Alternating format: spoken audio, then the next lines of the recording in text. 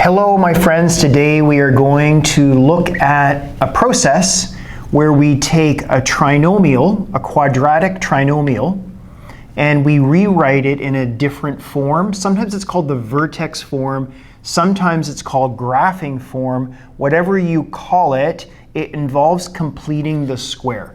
So your teacher will probably teach you something that looks like this. This can sometimes be referred to as general form, which has its benefits. But definitely knowing how to write it in this form, probably getting ready to graph it, you need to know how to do it. So today what we're going to do is go through the steps. They're not that difficult, and I've chosen numbers that will sort of evolve into fractions.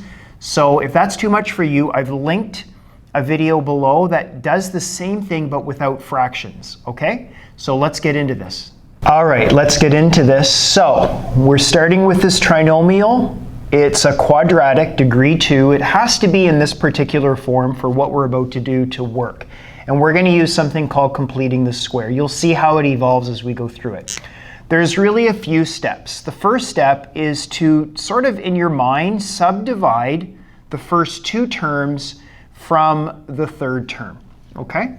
And so in my first step, equals, I'll keep my equals going along down the side of my page. I'm going to take the negative 2 and I'm going to factor it off of the first two terms, not the third term. You'll see why in a second. So I'm going to take negative 2 as the common factor of the first two terms. I open a set of brackets and I divide. Don't forget, factoring is division with variables. So negative 2x squared divided by negative 2 is x squared. And I know I would get that back if I times this by this, I would get that back. I just fish it back to make sure I get the right number. And then I take the second term and I divide it by negative 2. Negative 6 divided by negative 2 is positive 3. So positive 3x. And I know that works because negative 2 times 3x is negative 6x. Okay? And then we have to get a little technical here. So what we're going to do is we're going to give ourselves some space. I'm going to have to add and subtract what I will call a mystery number. A mystery number. So we'll come back to what the mystery number is. To get the mystery number, it's going to involve the middle term. The middle number. Do you see that middle number? When I don't take into this account, this is not the middle number. The middle number is considered after factoring. And I'm going to add it and then subtract it. So I'm going to give myself some space to do that. And then the 13 just gets pushed over to the side. Just push it over. So I'm going to say plus 13. The plus 13 just sits there. He just waits, and we'll get to him in a second. Okay? So all you do, factorize the value right here on the x squared off the first two terms. Open a set of brackets because that's going to sit outside the brackets. And the number at the end just gets pushed aside. Does not get included inside the brackets. All right, you're doing really good. Now, the next step involves taking the middle number. This is the number attached to the x. I'll just write it up here. And I recommend that you always write the middle number down to the side of your page. You're going to do two things to it. This is easy. You're going to divide it by 2. You always start by dividing by 2, and then you square it. Divide by 2, square it. Divide by 2, square it. Just repeat that in your head. You'll never forget it. Now, you have to know how to square numbers. Squaring is just repeated multiplying. So that's really just 3 over 2 times 3 over 2. Well, 3 over 2 times 3 over 2 is 9 over 4. Okay, so I need the 9 over 4. Do you see? I need that. To create that perfect square, I need this number. But I can't just walk up to a value of y and add 9 over 4 times this to it, because it would change the value. Just like no one should walk up to you and change you. You are who you are. So this is who it is. So what I have to do is subtract it. Do you see? It keeps y in balance. It's like balancing an equation. Okay? It keeps it in balance. So really what I have is I've got this what we call a perfect square trinomial. This is what I need. I need this. And the negative 2 times that, which we're going to see need to be taken into consideration, that's extra. It's like residue. You have to take it. If you want that, you got to take that. Okay, keep going. Y equals, now what you do is you write -2. I'm just going to erase the I need. I'm going to get rid of that. And I'm now going to create a perfect square. Okay? Now, normally, the perfect square trinomial might be something that you can factorize. This is harder to factorize because it has fractions. It's harder to factorize in your mind. So what I usually say to my students is take the first term, x squared, and ask yourself, what's the square root of x squared? Well, the square root is x. And then there's two ways to get the next number. You can either take the middle number and divide by 2. So take the middle number and divide it by 2, and you got the right answer. Or you can take the square root of this number right here, 9/4. By the way, this number is on the board. Do you see? There's a benefit to doing this. It's just this 3/2 gets placed right here.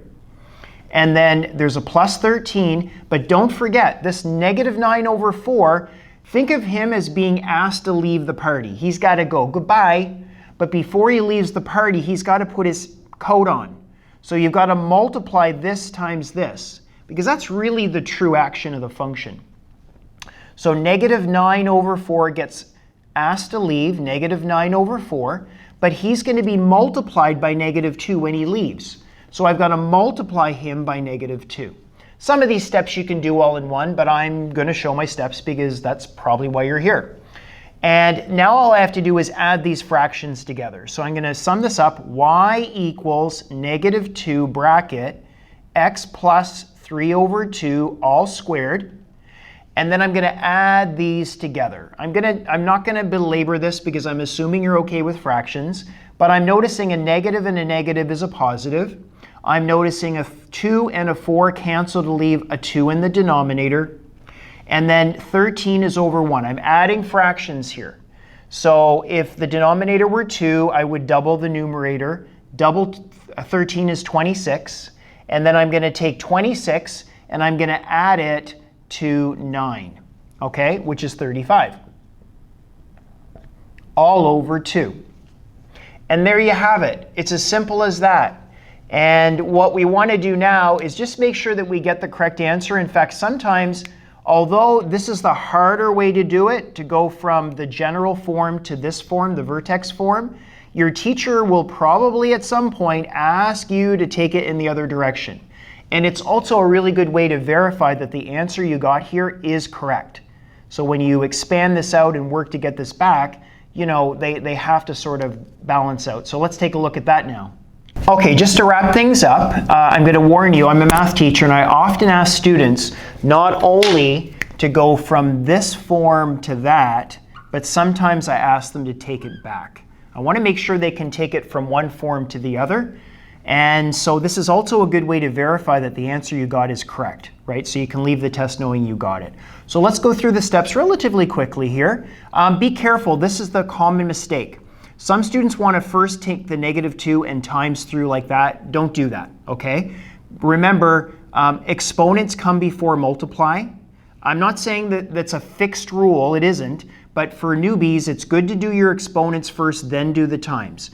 And don't do the exponent by going square that, square that. That's not right, okay? So remember, the exponent is repeated multiplication. So equals -2 bracket, bracket, bracket, bracket, x plus 3/2, x plus 3/2, and then the plus 35 is going to be placed right here. Plus 35/2 is going to sit there and wait, okay? And now your options here, you could take the -2 and times it into this one, but I find for newbies that you tend to want to do it like this, and you can't do that.